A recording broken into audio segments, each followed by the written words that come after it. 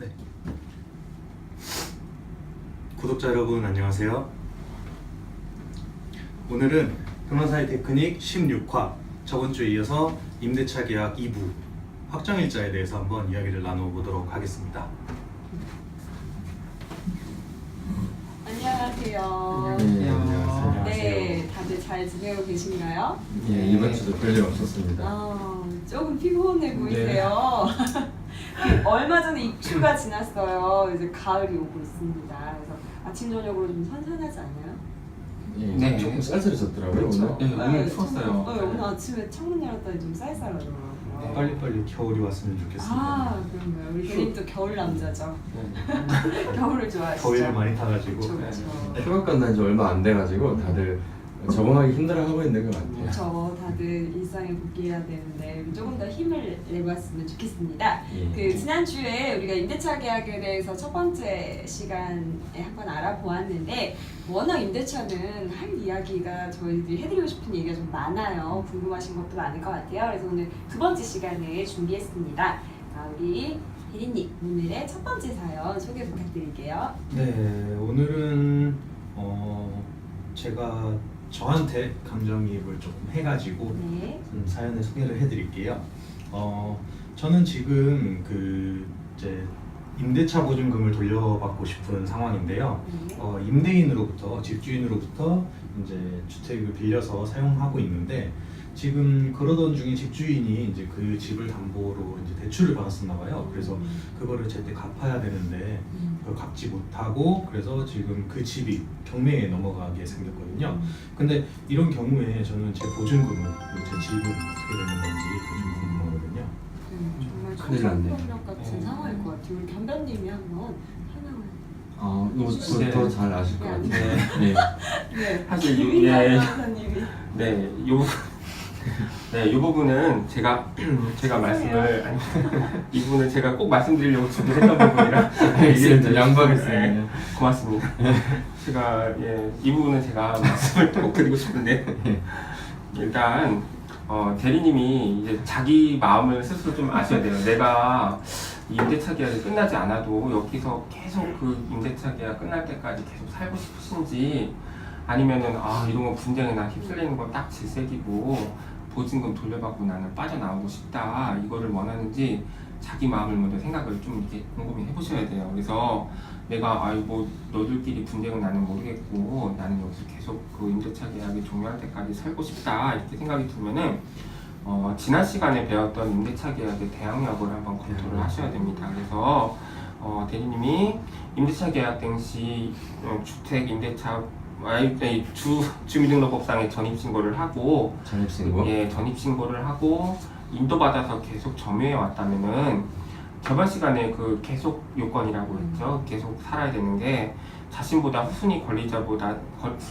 권리자에게 그 대항력을 주장해서 자기 임대차 계약 종료일까지는 계속 거주하겠다고 주장할 수가 있습니다.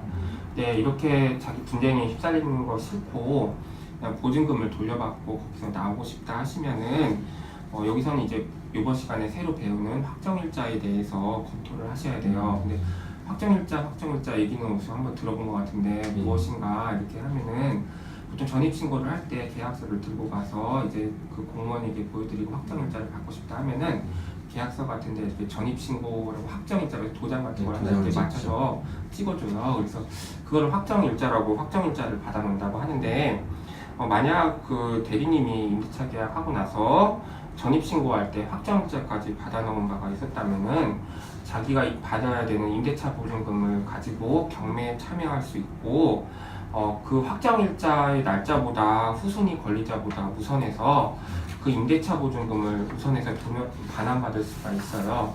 네, 그런 방법으로 부대받을 수 있을 것 같습니다. 네, 너무 설명을 잘 해주셨어요. 제가 김상현 변호사님한테 여쭤봤으면 서운하실 뻔했어요. 네, 제가 꼭 하고 싶었습니다. 죄송합니다.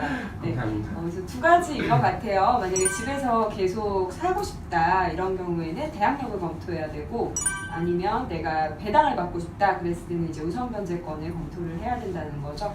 대항력 같은 경우에 지난 시간에 물론 잘 저희가 설명을 드린 것 같아요. 그래서 주민등록법상 전입신고 그리고 그 주택에서 계속 살고 있다면 대항력이 인정이 되니까 경매로 인해서 소유자가 바뀌더라도 계속 거주할 수 있게 되겠죠. 근데 이때 한 가지 대항력과 관련해서 지난 시간에 말씀을 드리긴 했지만 만약에 이 경매가 본인이 대항력을 갖추기 전에 있었던 대출에 의해서 발생이 된 경매라면 이 경우에 대항력을 주장할 수 없는 거죠. 네, 맞습니다. 본인보다 네, 그 선순위에 선순위 있는 관리자가. 은행이 더 우선하기 때문에 이때는 어쩔 수 없이 나오셔야 되는 거고요. 그다음에 우선변제권 같은 경우에도 이제 경매가 됐을 때 내가 보증금을 반환받을 수 있는 순서를 이제 확정일자가 언제 있었는지에 따라 달라질 텐데 이 경우에도 만약에 만약에 부자당권 채무 때문에 경매가 됐다면 또 반환받을 수 없게 될 것 같아요. 네, 맞습니다. 그렇기 때문에 임대차 계약 체결할 때는 뭘 봐야 할까요? 등기부등본. 예, 맞습니다. 등기부등본 반드시 확인하시고 선순위 근저당권 채무 있는지 반드시 확인하셔야 될 것 같아요. 그렇죠? 자, 우리 대리님 그렇다면 두 번째 사연 소개 부탁드릴게요. 네, 이번에는 총 세 분이 나오는데요.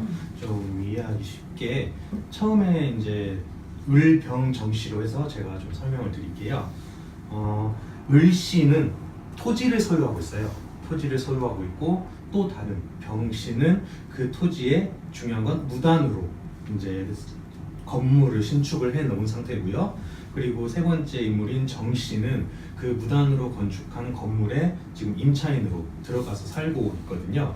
근데 지금 토지 소유자인 을씨는 지금 두 번째 인물인 그 무단으로 건물을 건축한 병씨의 건물을 철거를 하고 본인 소유의 토지를 돌려받고 싶은데 지금 세 번째 인물인 정씨가 조금 문제가 되는 거거든요. 그 정씨가 건물에 대해서 이제 들어갈 때 앞서 설명드렸던 대항력과 오늘 설명드리는 확정일자를 이제 다 이제 받았다고 하면서 건물에서 퇴거를 안 하고 있거든요. 이럴 경우에 이제 토지 소유주자인 을씨는 어떻게 되는 건지. 요거 딱 듣는 순간 이제 생각이 나는데 한참 공부할 때 뭐 대표적으로 나왔던 판례인 것 같아요. 원래는 뭐 대항력하고 그 우선변제권을 갖추면 다 보증금 돌려받을 수 있고 그럴 텐데 네.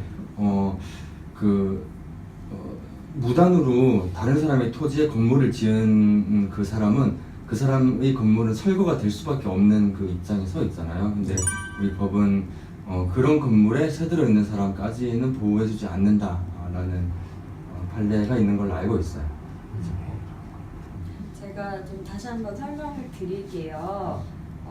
지금 토지 소유자는 얼마나 화가 나겠어요. 모르는 사람이 내 땅에다 건물을 지었는데 게다가 그 건물을 지어서 거기에다가 이제 세입자들을 받아서 보증금이랑 차임까지 그렇죠. 받고 있어요. 그러면은 토지 소유자는 정말 속상한 상황입니다. 이런 경우에 이제 무단으로 건물이 지어져 있으니까 당연히 법원에다가 그 건물을 철거해달라는 소송을 제기를 하게 될 거예요. 네. 근데 이제 그 집에서 살고 있는 세입자분들도 분명히 억울한 부분은 있을 겁니다. 본인은 어차피 집주인한테 보증금도 주고 차임도 주면서 거기에서 계속 살아왔을 텐데 건물이 철거되게 되면 이분들도 나가야 되는 운명에 처해지게 되잖아요. 그때 그러면 이분들이 토지 소유자에게도 내가 이 건물에서 계속 살 수 있게 해달라라고 해서 이제 대항력을 주장할 수 있느냐의 문제인 거예요. 근데 아까 우리 견변님께서 잘 설명을 해주셨지만 건물주에게는 당연히 주장할 수 있어요. 대항력을. 이게 아무리 등기가 안 돼 있고 무단으로 지어진 건물이라고 하더라도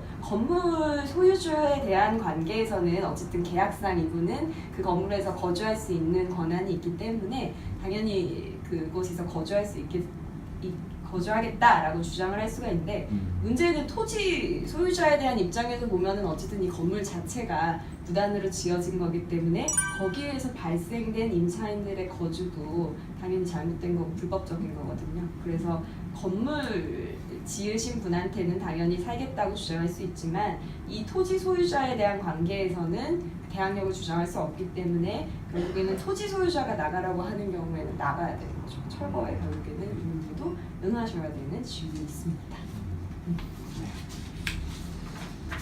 자, 오늘 대항력 두 번째 시간이었어요. 혹시 석연치 않은 부분이?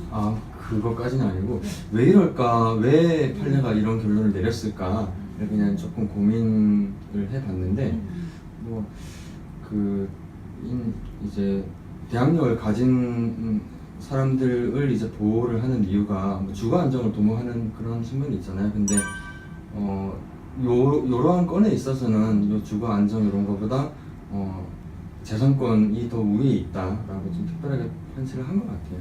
네, 그런 측면도 있다고 생각합니다. 예. 알겠습니다. 그러면은 제가 질문이 하나 있는데 그 정씨죠? 그 임차로 지금 그 불법 축조된 건물에서 살고 있는 사람들이 처음에 등기부를 확인했으면 이런 일이 없었을까요? 아마도 등기부상의 문제가 없이 이제 등기가 되어 있는 네. 건물이었다면 이랬을 리는 좀 적겠죠. 근데 네. 대부분 이런 게 문제가 되는 건 등기가 안 돼 있는 음. 미등기 건물이거나 아, 그러면 오히려 이해가 되네요. 네, 누가 봐도 맞습니다. 불법적으로 네. 건축되어 있는 건물인 경우라서 사실은 알고서도 이 건물에서 입주해서 사시는 경우가 사실은 더 문제가 많겠죠. 네. 그럼 되게 조심해야 되겠네요. 만약에 신축 건물이다 보니까 아직은 등기가 안 된 상태라고 하면서 이렇게 기망해서 끌어들일 수도 있는 거죠. 맞아요. 조심해야 돼요. 네. 질문 잘하셨습니다. 이해됐습니다. 아 너무 억울할 것 같아서요. 예, 이분이. 맞아요. 네. 억울하죠. 본인은 이제 네. 성실하고 돈 내고 들어갔는데 차이도 내는데. 아마도 어떤 공터에 이제 불법적으로 지어진 것이 명백하게 보이는 그런 사정들도 좀 있을 것 같아요. 그래서 이제 보호를 받았던 것도 있을 것 같아요. 주로 이제 뭐 가건물 같은 게 많이 네, 문제가 맞습니다. 되죠. 네, 비슷한 사안입니다. 오늘 두 번째 시간 가져보았습니다. 우리가 이제 대항력, 그다음에 우선변제권 이 두 가지에 대해서는 확실하게 알게 된 것 같아요, 그렇죠? 우리 네. 구독자분들도 좀 이해가 확실히 되셨으면 좋겠습니다. 자, 우리 다음 시간까지 다들 건강하시고 예, 다음 주에 또 네, 뵙겠습니다. 다음 주에 또 뵙겠습니다. 네, 수고하셨습니다. 감사합니다. 수고하셨습니다.